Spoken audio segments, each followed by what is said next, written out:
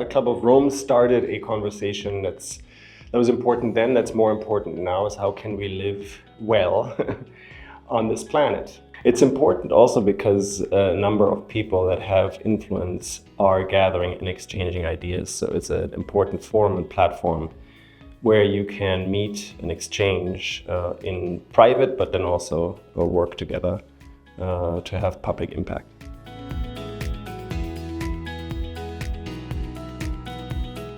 Well, systems thinking is a way to understand the complexity of the world and understand that linear thinking in itself isn't going to solve all the problems. Linear thinking may be helpful to some degree.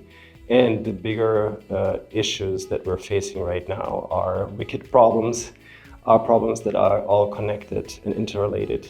And so understanding the bigger system, the bigger picture is very critical.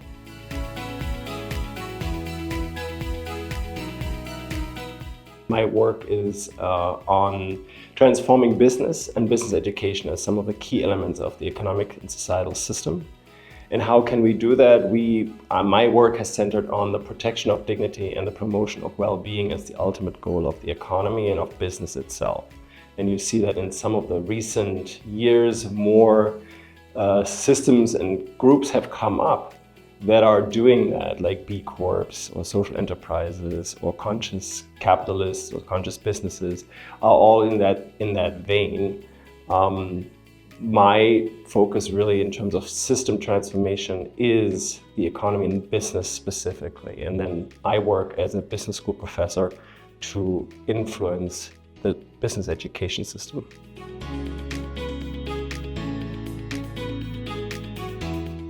The important thing is that we do is research. Like, how does this work? Where does it work? What are the conditions under which it works? And what do we need to know to make it work effectively?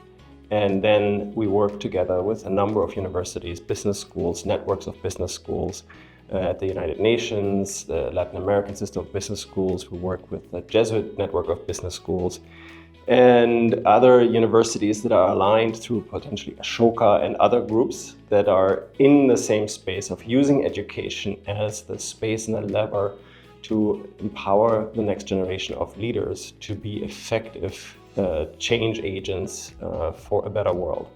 And so that's my commitment, that's my work in terms of bringing these various groups together, sharing the research, but then also working with the practitioners to figure out what is it that actually is needed and how can we support practitioners and the students that want to be in practice to actually more effectively execute.